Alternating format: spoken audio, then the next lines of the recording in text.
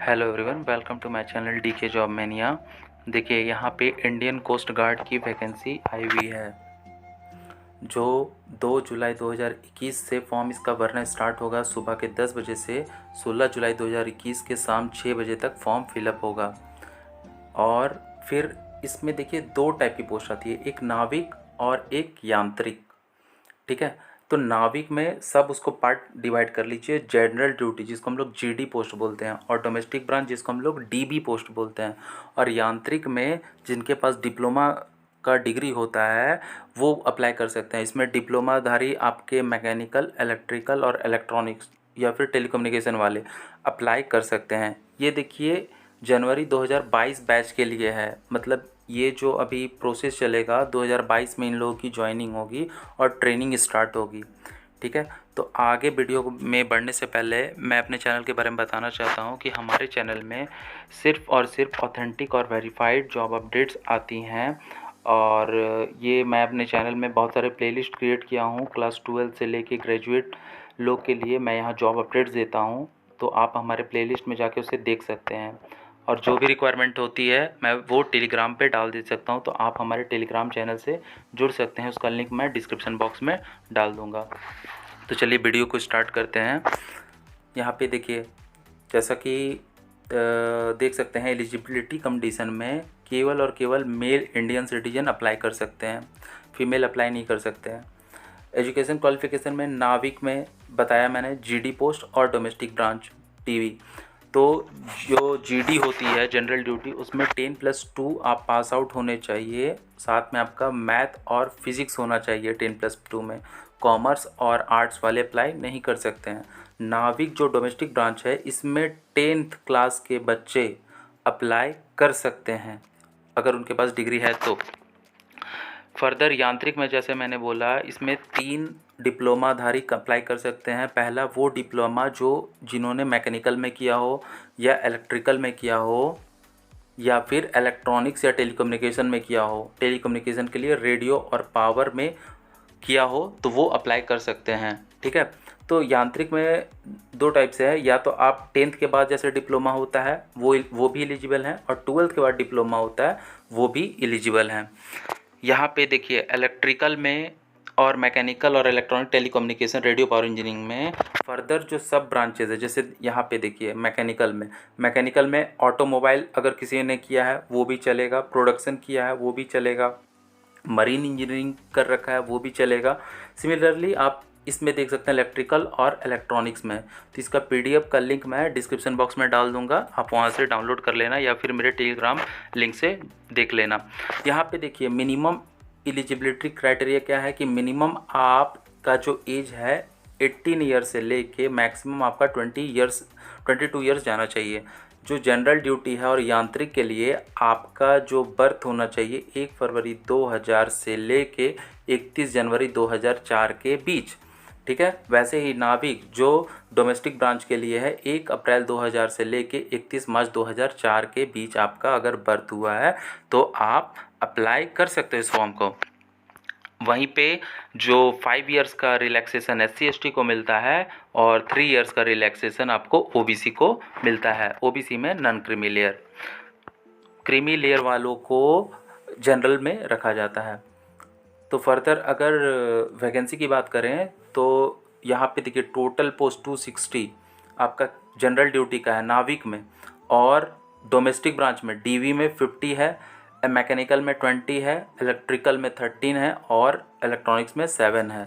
ये जनरल की पोस्ट है, आप देख लेना। आउट ऑफ 260 108 जीडी के लिए जनरल की पोस्ट है। सिमिलरली बाकी पोस्ट यहाँ पे बताई गई है। उसके बाद जो सिलेक्शन प्रोसेस है, ये सिलेक्शन प्रोसेस आपका 4 स्टेज में होगा। स्टेज 1 2 3 4। तो यहाँ पे पहला स्टेज जो है वो रिटन एग्जामिनेशन है। ठीक है, तो रिटन एग्जामिनेशन में आप देखिए जो आपका डोमेस्टिक ब्रांच है डीबी, उसमें केवल सेक्शन 1 आएगा। ठीक है, अब ये सेक्शन 1 2 3 4 5 क्या है पहले उसे देख लेते हैं। ठीक है, पहले उसे देख लेते हैं। सेक्शन 1 में आपका जो मैक्सिमम मार्क्स है 60 क्वेश्चन आएंगे, 45 मिनट्स आपको अलाउड होगा, जिसमें से मैथ आपका 20, science 10, English 15, reasoning 10, GK 5।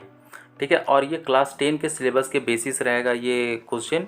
Class 10 का जैसा सिलेबस होता है एनसीईआरटी का, आप सिलेबस देख लेना, वहाँ से जो math, science, English, reasoning, GK के क्वेश्चन आएंगे वैसे ही आएंगे। ठीक है, इसमें मिनिमम आपको 60 मार्क्स में 30 मार्क्स आपको अनरिजर्व में अगर आते हो ओबीसी या ईडब्ल्यूएस में तो लाना होगा, और 27 आपको लाना होगा आउट ऑफ 60 अगर आप SC ST में आते हो तो। ये सेक्शन 1 हुआ। ठीक है, अब देखिए यहाँ पे सेक्शन 1 नाविक DB सेक्शन 1, मतलब इसमें केवल सेक्शन 1 से ही क्वेश्चन आएंगे। यहाँ पे आप पासिंग मार्क्स देख सकते हैं, अभी मैंने बताया जैसा 60 में 30 और 60 में 27 SC ST के लिए। उसके बाद देखिए नाविक GD, इसमें सेक्शन 1 एंड 2, सेक्शन 1 एंड 2 नाविक GD। तो देखिए सेक्शन 1 तो ये हो गया अभी जो मैंने बताया। अब सेक्शन 2 क्या है? सेक्शन 2 जो है 50 मार्क्स का आएगा, जिसमें मैथ्स 25 और फिजिक्स 25। नंबर ऑफ क्वेश्चन भी 50 आएंगे, लेकिन इसमें आपको टाइम 30 मिनट दिया जाएगा। सेक्शन 1 में देखिए 45 मिनट दे रहा था, सेक्शन 2 में 30 मिनट्स दे रहा है, और 20 नंबर आपको अनरिजर्व्ड लाना होगा आउट ऑफ 50, और अगर आप SC ST हैं तो 17 मार्क्स आपको लाना होगा।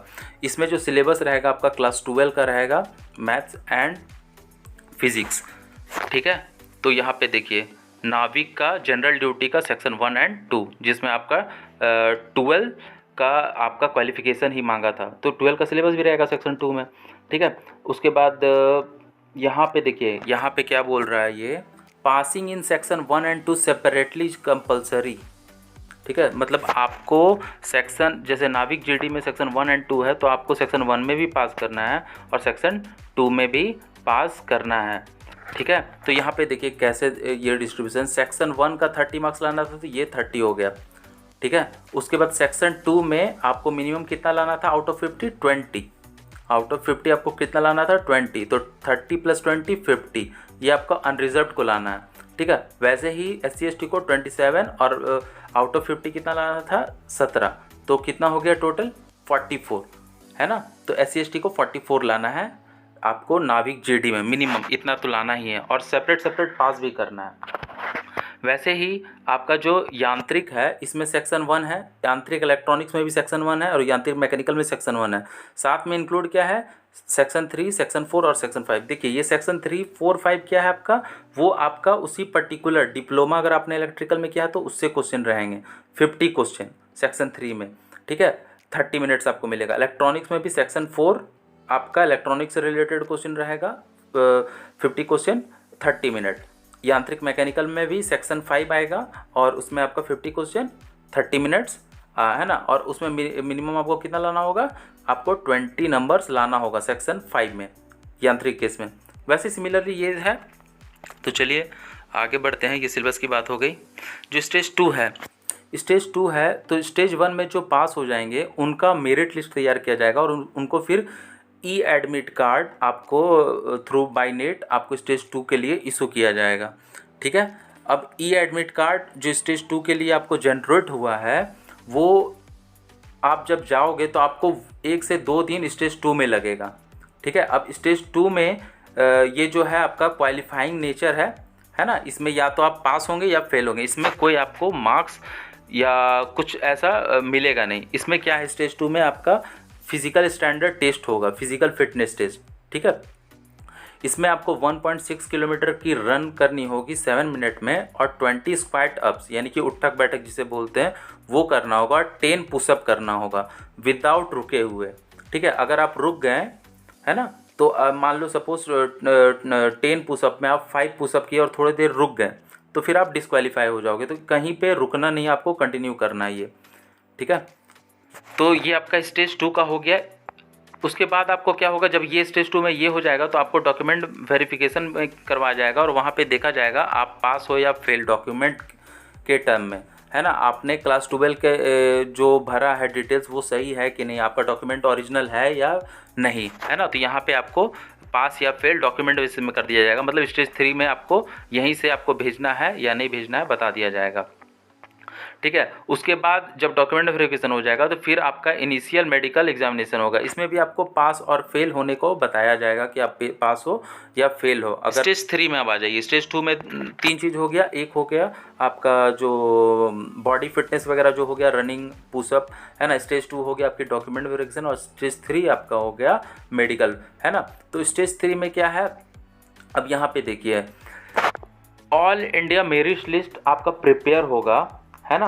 आपका जो परफॉर्मेंस स्टेज 1 यानी कि रिटन और स्टेज 2 को देख के, है ना, all India merit list prepare किया जाएगा और फिर से आपको ई एडमिट कार्ड प्रोवाइड किया जाएगा स्टेज 3 के लिए, है ना। स्टेज 3 क्या है, ये कुछ नहीं, ये फाइनल मेडिकल है आपका INS चिल्का। ये देखिए चिल्का लेक के बारे में बात कर रहा है, जो कि आपका उड़ीसा में है, ठीक है। ये भी आपका क्या होगा, 2 दिन का होगा, 1 से 2 दिन चलेगा स्टेज 3। इस डॉक्यूमेंट वेरिफिकेशन फिर से आपका पास या फेल, ठीक है। आपका डॉक्यूमेंट वेरिफिकेशन स्टेज 2 में हो चुका था, है ना, लेकिन फिर से स्टेज 3 में होगा और ये फाइनली बताएगा कि आपका डॉक्यूमेंट सही है या नहीं। अगर यहाँ पे कोई भी त्रुटि निकलती है तो आपको फिर डिस्क्वालीफाई कर दिया जाएगा। फिर फाइनल मेडिकल फिर से होगा वहीं पे INS चिल्का में। इसी में स्टेज अब 4 आते हैं। तो जो कैंडिडेट स्टेज 3 क्लियर कर लेते हैं, है ना, उनको प्रोविजनली शॉर्टलिस्ट कर दिया जाएगा for training at INS Chilka. तो यानी आपकी ट्रेनिंग INS चिल्का में होने जा रही है उड़ीसा में, और आपको ये साइट पे अप्लाई करना है, जिसका लिंक मैं नीचे दे दूंगा, ठीक है। और कैंडिडेट केवल एक पोस्ट के लिए अप्लाई कर सकते हैं, है ना। आपको कोई भी डाउट हो तो इस ईमेल ID पे आप ईमेल कर सकते हैं और इस नंबर पे अपना डाउट पूछ सकते हैं। अगर एग्जामिनेशन फ़ी की बात करें तो यहाँ 250 रुपीज़ आपका एग्जामिनेशन फ़ी है, और SC ST को कोई भी फ़ी नहीं है। जो टेंटेटिव शेड्यूल है वो आप देख सकते हैं। आपका शेड्यूल जो स्टेज 1 का स्टार्ट होगा सितंबर 2021 को, स्टेज 2 का अक्टूबर 2021 को, और 3-4 का फरवरी 2022 को स्टार्ट हो जाएगा, ठीक है। बाकी सबका सेम है, GD DB और यांत्रिक सबका डेट सेम है। जो रिजल्ट डिक्लेरेशन होगा रिटेन का विद इन आपका 30 डेज हो जाएगा। 30 दिन के अंदर आपको रिजल्ट डिक्लेयर हो जाएगा रिटेन का, ठीक है। यहाँ पे देखिए पे पर्क्स एंड अदर बेनिफिट्स, ये बहुत अच्छी है। यहाँ पे नाविक जनरल ड्यूटी के लिए जो बेसिक पे है 21,700 बेसिक पे है आपका, लेवल 3 का जॉब है ये, ठीक है। प्लस आपको डियरेंस अलाउंस वगैरह सब कुछ मिलेगा।